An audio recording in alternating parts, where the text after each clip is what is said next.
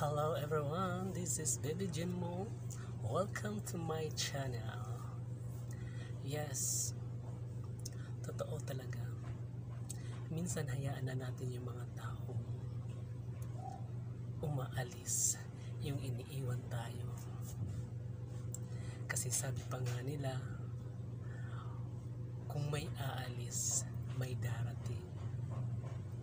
Huwag na nating habulin kasi choice nila yun eh. Minsan, napapabuti pa ngayong iniiwan ka.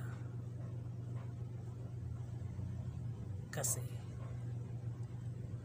ibig sabihin nun, may darating na much better pa kisa sa kanya, kisa sa nang iwan sa'yo. This is Baby Jimmo. Love and code, share. Thank you for watching. Till next time. Bye.